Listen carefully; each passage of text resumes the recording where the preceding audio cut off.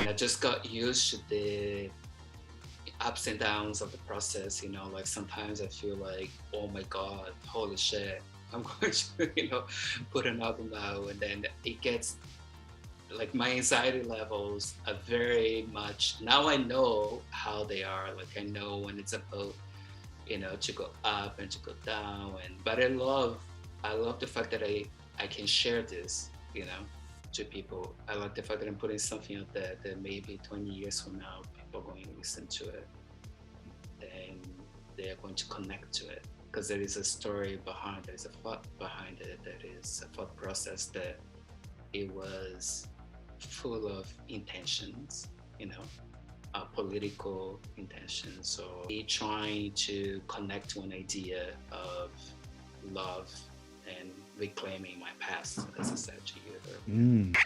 Today on the show, we are joined with Bruno Capinan. And last week, Bruno released an album titled Rara. That's really amazing. It connects to the roots of his ancestors in Brazil and also tells a tale of love and pain. Bruno, originally from Brazil, now lives in Toronto. And one thing I love about the art and music, whether it's through the song or videos, is that Bruno totally expresses and celebrates his identity in an unapologetic way. As we talk about on this episode, Bruno growing up not feeling like a man or woman, and as they evolved, embracing being non-binary and expressing their true self, which I think is a beautiful thing. And I think Bruno's spirit and passion could definitely inspire others who may be feeling the same, and that is awesome. But without further ado, we're going to get right into this.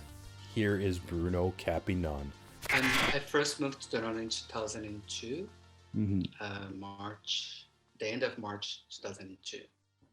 That was the first time I moved. And then I had to go back to Brazil and then move again. But my first time in Canada was in 2002. Oh, okay, great. Yeah, because I can really feel through your music, you're very like connected to your roots and everything. And yeah, it's just great. Even though I don't speak the language, I still like was really grooving to it and really enjoyed it, and was reading a lot about like thematically of the latest album. And could tell us a little bit about like the certain themes and energy that you put into this? Yeah, so Tarahara, I know that a lot of English-speaking people are going to have a hard time. Do they say Terra Rara? Or they say Tara Rara. Yeah. But it was intentional because I like the sound of it. The album actually started from a dream that I had in 2020 during the pandemic, like early stages of the pandemic.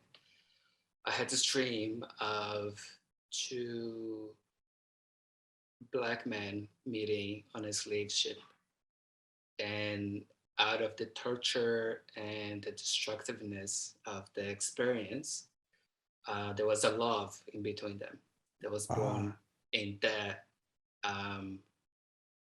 time when they're traveling from Africa to Brazil. And from that, there was the initial idea for the album, and then the title of it came from my nickname as a child. It used to be Buddha. But then I found out that the female counterpart, or the female version of it, is Tara. The energy, the female energy is Tara. And when I first found that out, I already had a song called Tarahara. I want the album to be called Tarahara, but when I found that out, it was just, like my intuition telling me that I was on the right path.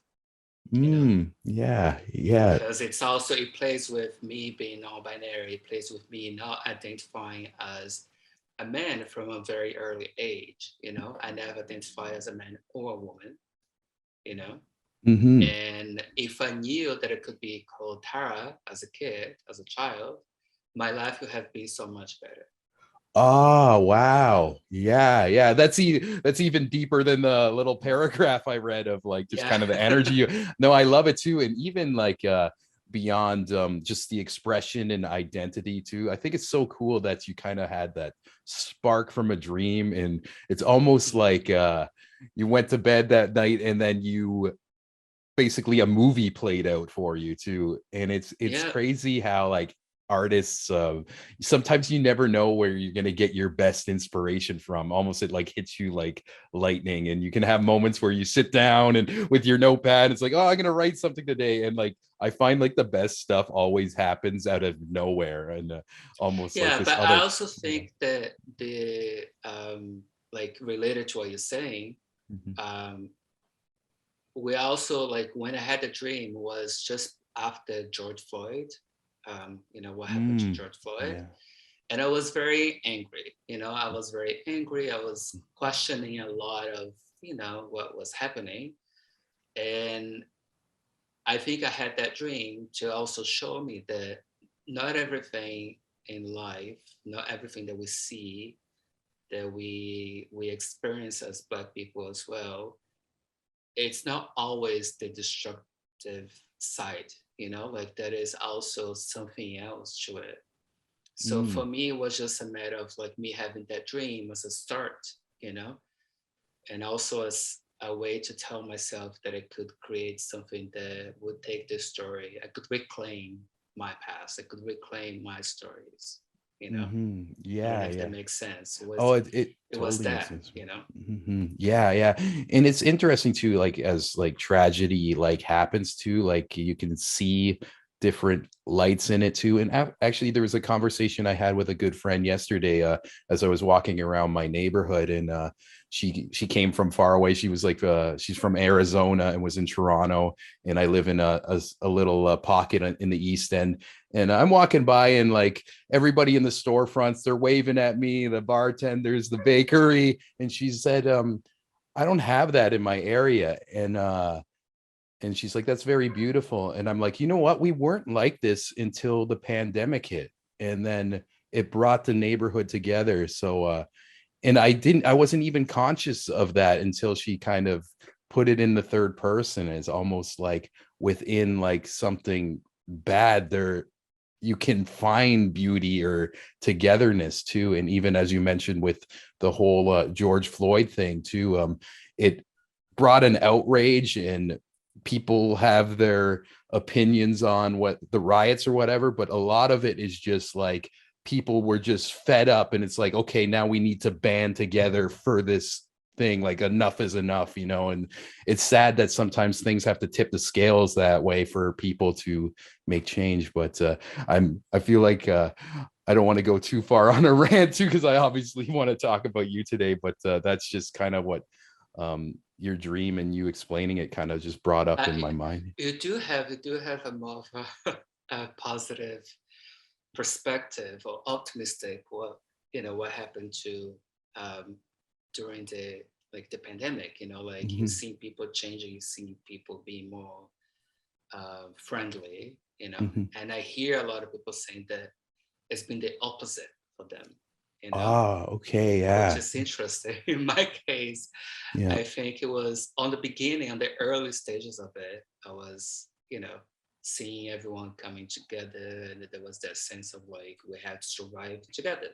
Mhm. But as we progressed, I found a lot of people being angry or being divisive, and we've seen that in Mhm. Canada too. We have seen Oh what, yeah. Mhm. what has been happening. So Yeah, yeah. I guess it's just everybody's own like situation and perspective. Even on your press release, there was a cool quote regarding your latest video that I read. It said, "Life is what you make it. Reality is determined by one's circumstances," which I yeah, feel like kind of connects to that. And yeah, I just love that. And even just watching the video and reading about it too is very cool. And I'm gonna need your help with the pronunciation of the song too, because I don't want to cool. butcher it.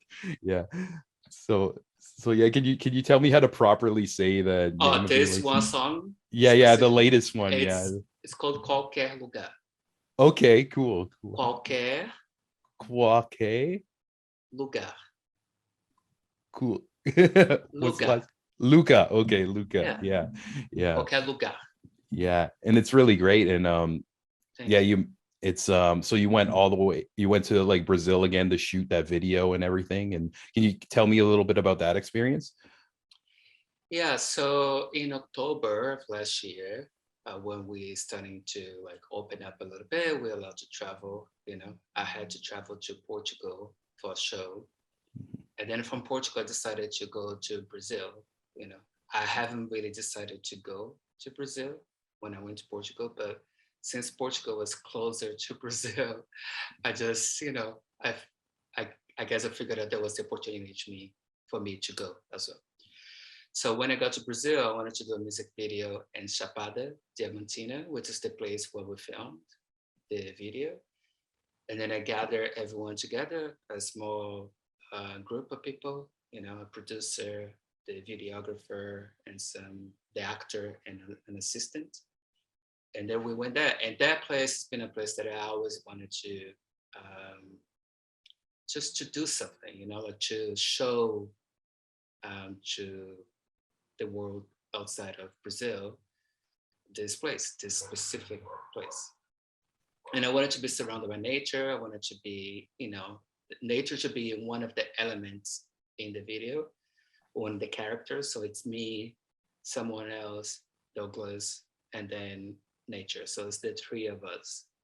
So the video is supposed to be three characters, not just me, someone. It's me, someone, and nature. And it should be bigger than us. It's meant to be something that is bigger than life as well, Yeah, And yeah, I like felt the energy when we were there. Like I really felt it. oh, that's amazing. And yeah, even like how it's shot is epic. And like you mentioned, the third character is the nature too, and it's very prominent in the video too. It's just it's quite breathtaking. Like when you watch it, it's just like, oh, I want to go there. That looks amazing. Yeah, it was scary. It was very Yeah, scary. there's a bunch of cliffs and everything, and you guys are Yeah, dancing it inside was them. Like, insane, yeah. insane. There's a story that I like sometimes I tell people. I don't know if it's appropriate, Mhm. but when we first got there, the first day of shooting, we had to hike to the top of the first cliff that we filmed, which is the opening of the music video. It's the opening of the Ah. video. You see the camera approaching. So that was the first day. And before we went up, we had to walk about an hour to get up, it wasn't too bad. There was one that we had to walk for 3 hours, 3.5 hours. So that one wasn't too Wow. bad. But I felt sick before we went up. I got really sick before we went up. And then they had to improvise a bathroom for me, Oh no. you know. And Yeah. then it took us half an hour to start going up. And I felt like, that's great. Like I'm feeling better. I want to get up there. We're going to do it. It's going to be great. As soon as we got up, I felt even sicker.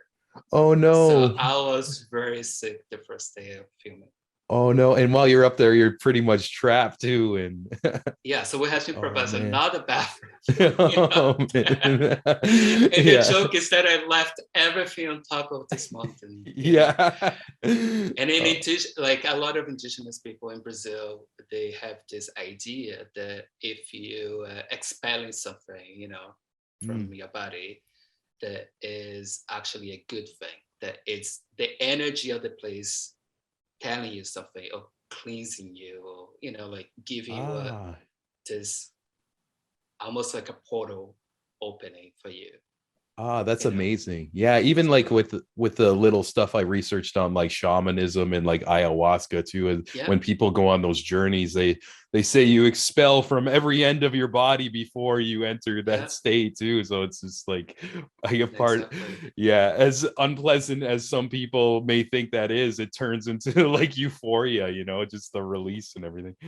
Yeah, and I like that. I like because I felt the energy, so I connected to it Yeah. first day. Yeah. Also, how are you with heights too? Because like I can't imagine performing on the mountain. And people ask me about heights, and I said I always answer it like this way. I'm like, I'm not afraid of heights. Views are beautiful, But when I start thinking about falling, I think I'm afraid of falling because I start feeling vertigo and like I start imagining. I'm petrified. I'm Yeah. petrified. It was tense because we also, in a group of people, we have to get up those cliffs. Sometimes we have to go underwater. Sometimes we have to go through like rain. And there are two. There's the one person with me in the music video, Douglas, and then the assistant. They're both dancers, and they work in circus. So they like acrobatics and all that stuff, and they like to do it on the edge of a cliff. Okay, so at some moments where we're just about to start filming, I had to tell the producer, listen, you gotta take care of them and tell them not to do what they're doing because I'm gonna get sick again just watching it. Yeah. Because I was Yeah. petrified. You have no idea how, like one scene where you see the waterfall from above and you see like a rainbow, that is like so tall. It's crazy. For you to get to the bottom of it takes about 3 days. Wow. So Wow. Yeah. it's really tall. Wow. That's amazing. And yeah, in the end, well done. It's such a stunning video too. And even I can't even imagine like being able to perform at that height, like even do the simplest dance, like let alone like on the edge too. And it really like kind of shows in some of the moments with like the videography and everything, of how high you guys are. But yeah, it's very, very cool. And yeah, so this album has been released right now for people listening, and just so you guys know.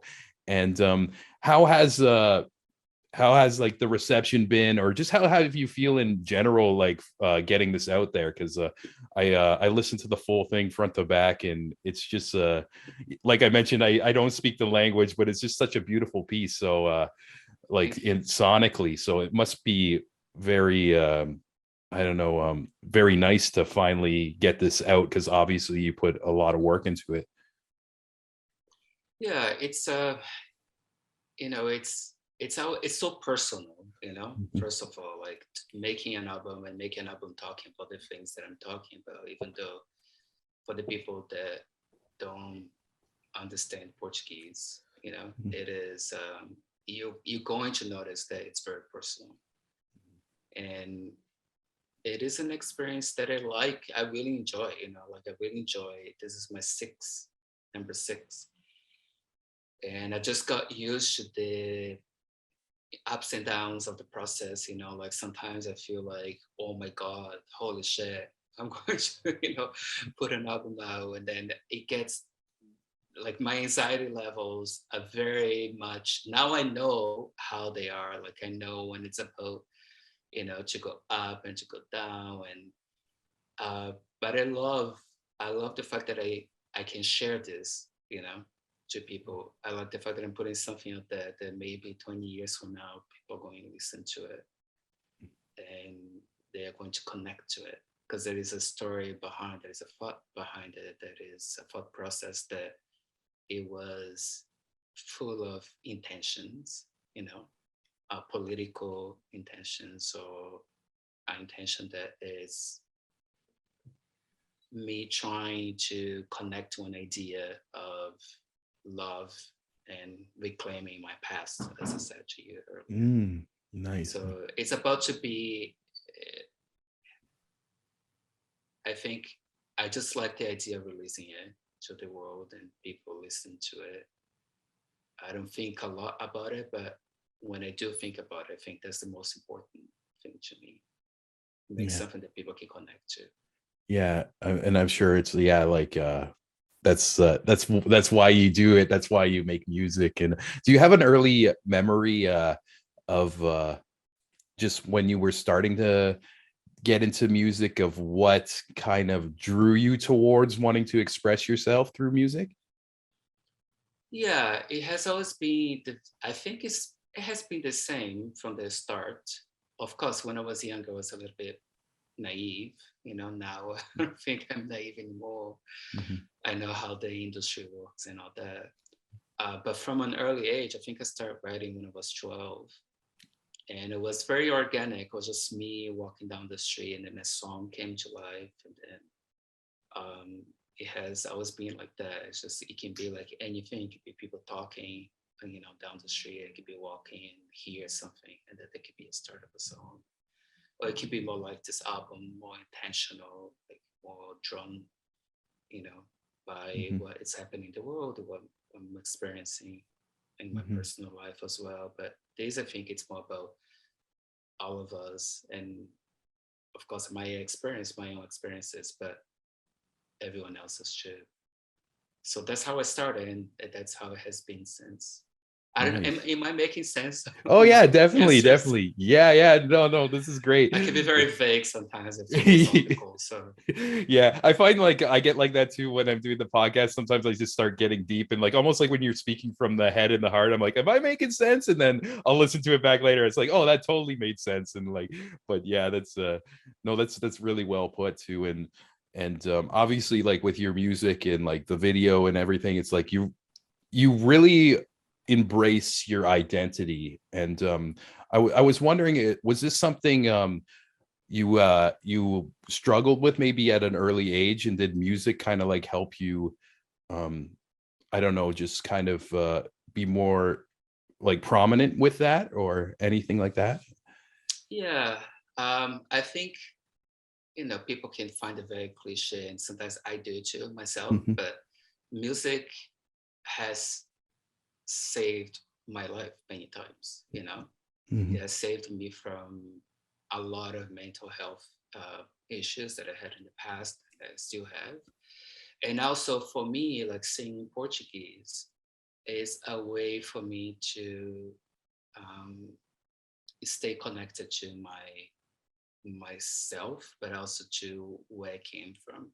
Hmm. You know, like I think the only thing that was kind of like left from Brazil in me was music, because I come from a family that's very dysfunctional, you know, very much, I would say, homophobic, or, you know, not Yeah. very embracing of who I am as a person in general, Yeah. like in general. And I say music was like my friend, you know, Hmm. the one that has always been there by my side, and that I could always access when I need to like express myself to myself even, you know. Hmm. So I Yeah. could like hear myself telling those stories or something, and saying to myself, you know, you're worth it. You should Yeah. make this, you should write the songs, you should make sure that people hear them, as a way of also just reminding people of how special it is for you to be unique, for you to Yeah. be who you are. You know, if I Yeah. can get to be myself, then someone else might be able to be themselves too. Yeah, that's amazing. And yeah, I totally agree too. I find like a lot of people as listeners could get a lot like out of like just your journey and you being so just confident in like putting yourself out there too. And like it definitely helps people. It's like um I I hope have so. I hope yeah, so. I have like I don't know too many non-binary people, but I've had a friend who I used to work with too, and they used to kind of tell me about like growing up and almost like in a small town feeling a bit confused and almost guilty of who they were on the inside because everybody else seemed one way.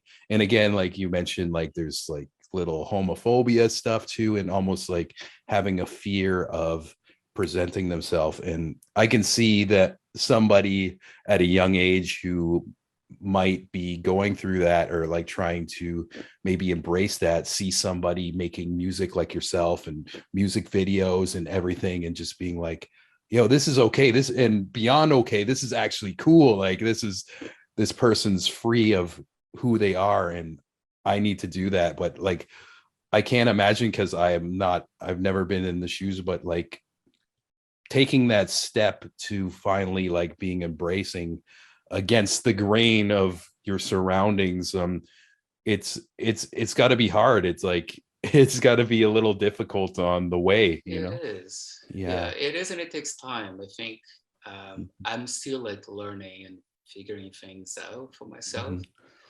But I heard something this week, last week, um, and I also like I figured something out. You know, um, being straight is the default. You know, Yeah. being white, like in Canada or in Mm-hmm. Brazil, an example, is a default. So when you think of society and what people, like already assume is that someone is straight or is white or is, or that's the default. Mm-hmm. And life also changes, like it's not just one thing. And it should change because Mm-hmm. if you are aging, if you are growing up, it should change, and life Yeah. is not easy for straight people either. Life is not easy for anyone. Like everyone is going to go through a moment in life that they're going to realize they don't know who they are, Mm-hmm. you know and I'm still figuring out who I am. Of course, sometimes I have to tell myself I am this or I am that in order to protect myself, but as well, like I don't want to be just one thing, Mm-hmm. you know Yeah. Yeah. and I know I'm not a man, I'm not a woman, and I'm not, you know, whatever people think that I am. I am more than that. Yeah. Well said. Well said. Yeah. It's interesting to even like I think about like just kind of like my past. It seemed like you, I loved how you used the word like the default, where I grew up around the default. And I noticed like a lot of people like in a smaller, or I can't generalize every smaller town, but just in my situation, where they would just kind of generalize groups of people, and almost like gather them together instead of looking at each person like an individual. It's like, oh, these group of people are like that, these group of people are like that.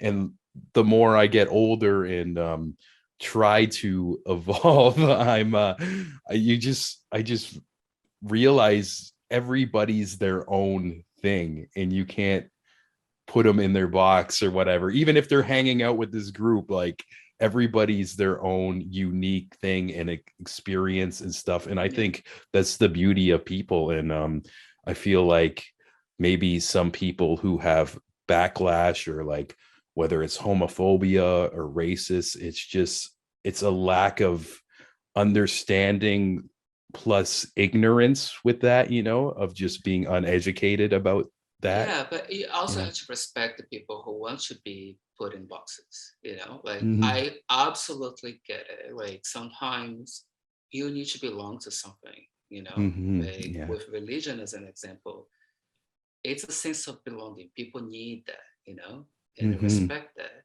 Yeah. But when it comes to people respecting me, you know, I also expect that, It Yes. is Yeah. part of my expectations that you do to me what I do to you, you know? So Mm-hmm. if you're not respectful of who I am, you should be aware that, I am respectful of who you are. And it's on you to understand how disrespectful you are.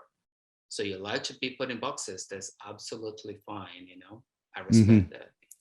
But I want to be respected for who I am and Yeah. not choosing to be put in boxes. Yes, yes. That's well said as well too, because sometimes it's just like the one side of the coin where it's like they'll take your respect, but they won't give it back type of thing. And yeah, Yeah. I've seen that not all religious people, but just something I've seen early in my life as well too. But yeah, this is a great deep conversation. You're a really great guest. And Thank you. I love like just telling like different stories and having artists like yourself on this platform as well. And um I was even or actually I wanted to ask you, like, after the album, do you do any like live shows? I heard you toured all over the world and everything, but did you tour this album, or are you going to? No, Or yeah. we actually trying to figure out what is it's happening with live performances and Hmm. traveling and all that stuff. So I think we're probably gonna start traveling and touring 2023. I have a few shows coming up. I'm playing Toronto on June 3rd at the Do West Festival, and then I'll travel to Africa for a couple of performances, Oh, that's and that'll amazing. be exciting. And then Brazil in September, August, September.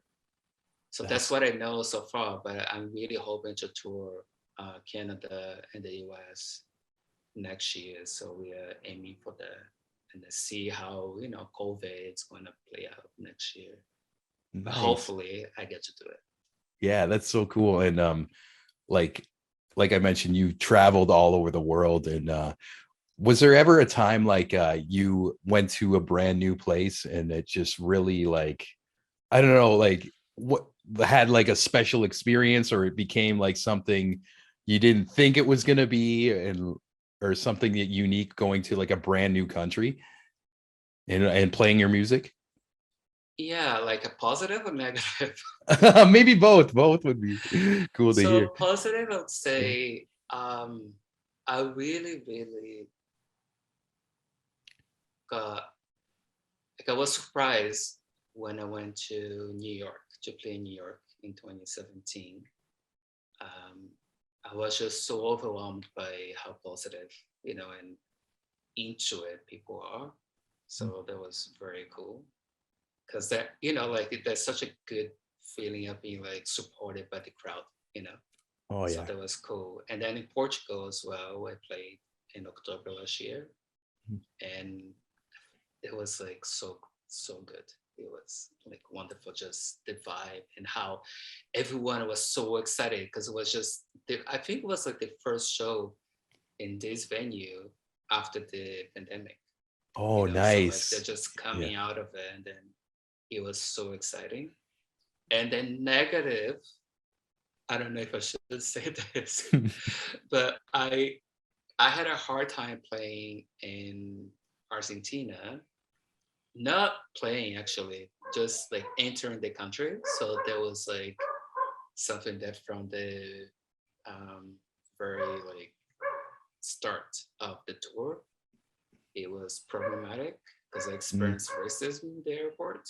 Oh, damn. So Yeah. yeah, that like threw me off a little bit. Yeah. Yeah. Well, But I love the people. I absolutely love Argentinians. yeah. But yeah, that was hard.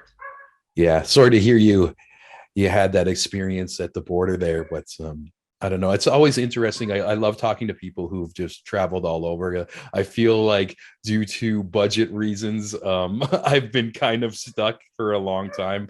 But people who tend to just go all over the world always have like the best perspective on just, I find just life things, and almost to go in full circle what we were talking about too, just like how not everybody's the same, and going back to like I come from the default where people like will live in their couple block radius and think that's the world, and then every time I had the opportunity to travel to it, just it's always been like an eye opener. And I could see as a musician it's probably even on another level, because beyond just going to see a place, you're presenting yourself on a stage and sharing music that's from another place, Mm-hmm. and just almost like as a social experience to see how these people react and take it in Yeah, and give it back. It's just a beautiful euphoric thing.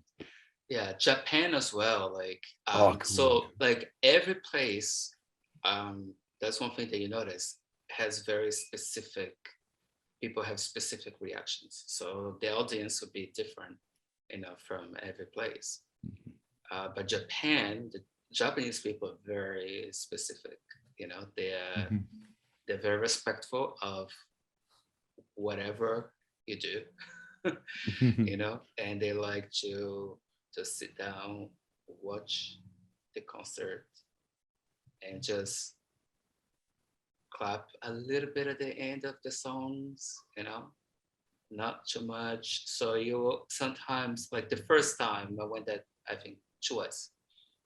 And the first time I was a little bit, I was wondering if they're not enjoying it. You know, I was a little bit Mhm. self-conscious. Oh my God, like are they really vibing it? You know? Mhm. But then at the end of the show, they're like, they go crazy, you know, they go up and they clapping for like 10 minutes. So it was very exciting at the end of the first show. But then when I went the following year, this was 2017, 2018. Yeah. And the second time I went, then I was aware of how, you know, they Yeah. react. Yeah. So I played to it. So I'm like, I'm also gonna just give them just a little bit of a little taste, you know, of me just song by song. And at the end of the show, that's when we climax, and then everyone is climaxing together. That's so cool. Yeah. Actually, in another art form, I interviewed a pro wrestler. He's from America. His name's Jeff Cobb. He's actually living in Japan now, but I was Oh wow. talking to him about the difference. He told me the exact same thing you did, or like when he went over there, the audience, they're quiet, and he's like, "Oh, I don't know if Mm-hmm. they're liking me," and they do little golf claps.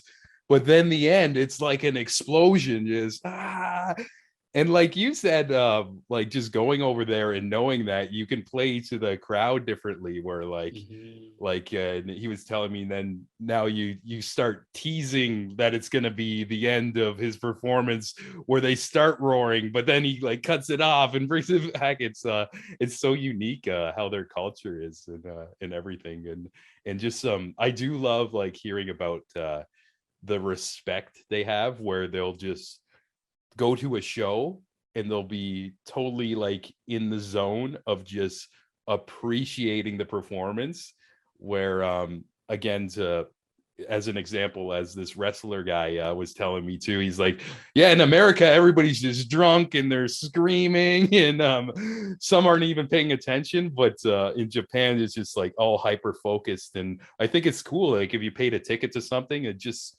enjoy it, put your phone away, maybe take a picture or two, and then just sink it in, you know? Yeah, and now you have people with the cell phones up from the very like first song, you know, Yeah. and that's it. Yeah. And for me, like yes, I understand why people do that, but I also like people to just be in the moment with me, you know. Yeah, because I'm they're I'm old watching you age, through I the guess. screen. Yeah, same with me. Same with me. I'm not the TikTok generation, you know. Yeah, yeah, yeah. That's awesome. Even I saw a little behind the scenes clip somebody posted last night on Twitter, and it was just like an outtake of an old Britney Spears video or whatever. And she does like just the one angle, just one take, and kills it. Everybody's like, "Oh, she would have crushed TikTok back in the day," just like so perfectionist. But I don't know, things have just shifted and stuff, and um I'm like you. I always say like I'm a bit old school or stuff. Have you been trying to put out your music in any new ways, like doing like TikTok stuff or promoting in certain ways, like trying to use Reddit or stuff like that? Not really. Yeah. I know the people like my team, they like me to do that. They tried, you know. Hmm. But I'm actually a good dancer. But you know, when you get to a certain age, you can't dance with your knees. You Yeah. know, Yeah. you gotta dance just with your upper body, you know, and a Hmm. little bit like your legs, but not your knees. So you have to find a way of isolating your knees by moving your legs at the same time. And they Yeah. haven't found that out yet. But yeah, I'm trying like to. Sometimes it's hard because as an artist, you also want to make music, and then like when you're done making, you know, the album, let's say, you are done, you know, and you're Hmm. Yeah. exhausted already, and you just want to move on to the show, you know, like Yeah. play live to people. It's completely different experience than recording. Hmm. But I'm learning, you know, I'm trying to like promote the album in different ways as well. I don't know which other way I can do it, but TikTok is people actually telling me that I have to like show my nipples, you know. Show your Yeah. nipples on Instagram, on Yeah. Nipples are TikTok, because ratings. people want to see that, Yeah. And I tried on Instagram actually. Yeah. It worked, Yeah. you know. Got to put the thirst So trap photo up, right? yeah, Yeah. so maybe I'll try more of that, Yeah, in the coming yeah.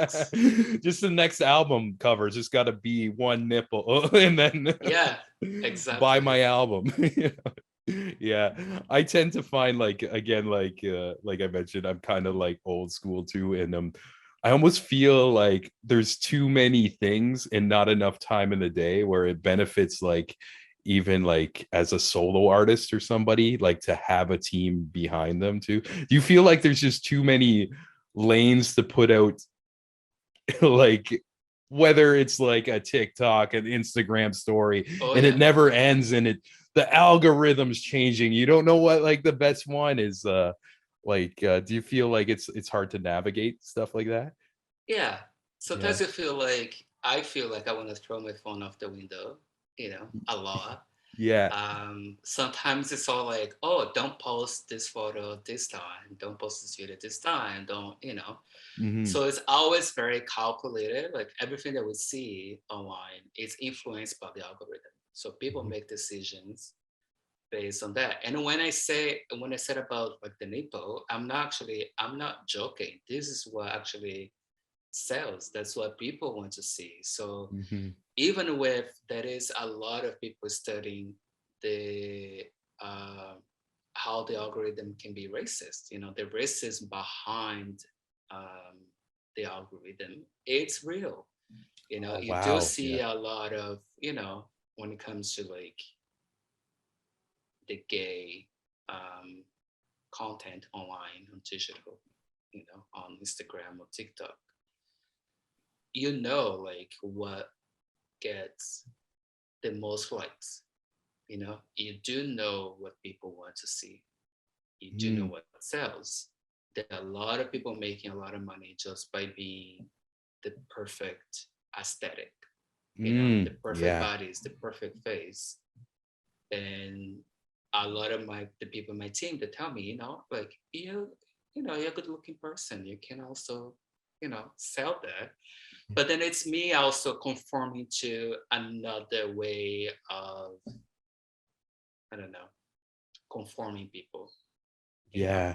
True, true. And it's So I find that difficult in that sense that I have to put myself into this very narrow mind algorithm format that you have to yeah. post at certain times. You have to do this. You have to say that. You have to like undress yourself. You have to do something crazy. You have to Mhm. actually pretend that you fell, and you hurt yourself, Yeah, yeah.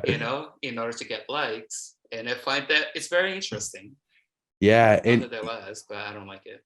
yeah, same. And even like people have told me different ways of how to play the game, and I've tried some things, and sometimes when I would do that, it wouldn't feel right in my heart. It would feel like it's not an authentic version Mm-hmm. of myself, or the reason why.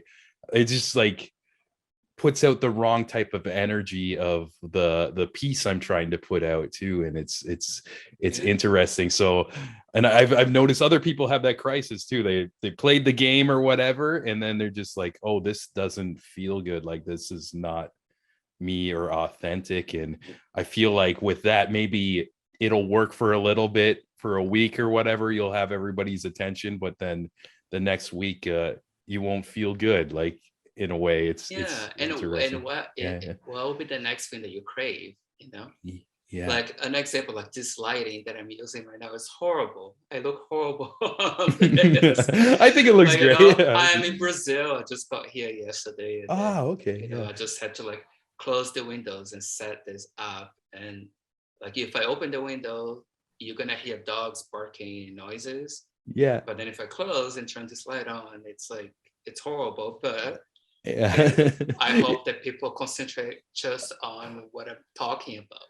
Oh yeah, they will actually. The majority of people actually just listen to the audio versions of this, and I've had Oh, cool. I did make a YouTube channel, and I also use these the interview for like little clips here and there on like Instagram. But yeah, just a So don't very watch people, just listen to it. yeah. Usually like the YouTube gets like 10 hits, and then the audio will get like 500 hits or something like that. Nice, nice. But yeah, and also if you only listen to the audio and you just want to help and support me, just hit subscribe anyways on the YouTube channel, you know? It's just and again too, it's there's just too many lanes. Or actually I there might, I don't know, it may be beneficial for other people, but sometimes I just feel like so overwhelmed. I am like, I gotta post it everywhere. Here. Mhm. And again, it's just like I wish it could just be the conversation, which I feel like it's turning back into that, you know. It's do you ever have like a moment with experimenting with different things? Um it's like you think it's going to benefit and it doesn't benefit, and you're like, okay, I'm just going to go back to the way it was, or even like just having a lesson of what not to do in those moments. Yeah, always, every day, Yeah. pretty much.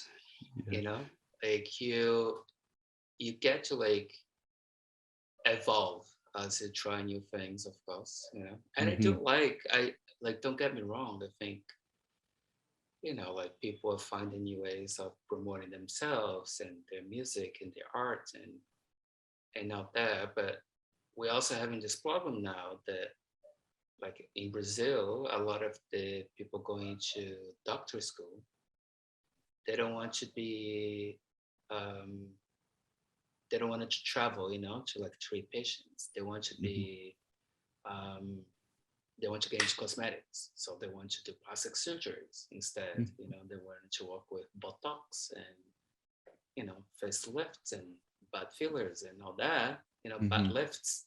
Hmm. Um, and that is becoming a new normal. So Oh now it's wow. a question of how I'm gonna treat people for everything else. Hmm. Like the COVID crisis in Brazil. I'm sorry that I'm diverging your question to this, but Oh, it's okay. No, it's a like free in flowing Brazil topic. with Yeah. COVID, like if you like, I'm sure you know, and a lot of people also know, people listening to this, but the US and Brazil, like the top two countries in numbers of deaths and COVID cases. I think India is probably very there, but it's underreported, that.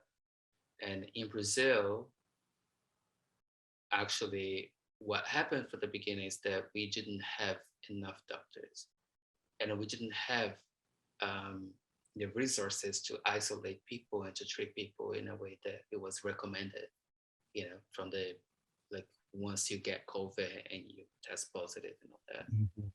So yeah, like he was, because of that, the lack of resources and also doctors, and we're still Mhm. having that problem in Brazil, and it Oh is damn. because of that. It's also related to what people are seeing, this culture of plastic surgeries and aesthetics and all that is driving people to careers that is already like overwhelming the system, Yeah, and in many ways. yeah, and it's, I don't know, like the rise of all that too, it's making people like very self-conscious in a way of being who they are, you know, and embracing the imperfections of, I feel like sometimes the imperfections are like the most beautiful thing about people, you know. It's human stuff, you know. Yeah. And I don't know, I feel like people don't connect to or somebody who is being perfect, again, like almost talking about like the social media stuff. Like it just, if you see somebody just so perfect and doing everything so perfect, it feels fake, calculated, you know. And that's not life. Yeah, sometimes I do appreciate, the Yeah. the package of like someone who is trying to be their best self. Hmm. But also there are many ways of being your best self that does not include just how you look like, you Yeah, know. true. And I find I do sometimes I wake up and I think I look beautiful, I look perfect, I am perfect, Mm-hmm. but it could be like the next 2 minutes or 2 seconds, I'm not perfect anymore, and I'm not Oh, beautiful yeah. anymore. And I'm Yeah. sure that even people who pretend to be perfect, they know that, you know, deep down, sometimes they're not.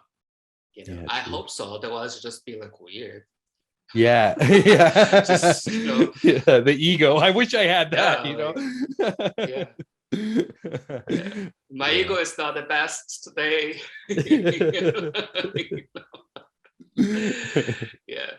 But Yeah. overall, I think I am definitely um, happy with what I've accomplished as an artist. And I think um, 5 people can listen to it, 500, 5,000, 5 million. For me, it'll be the same, you know, Mm. Yeah. because it is about the music. It is less about me wanting my ego to speak louder than the actual work that I do. I don't know if that Mhm. makes sense. So Yeah, definitely. It's like kind of more focused on connection.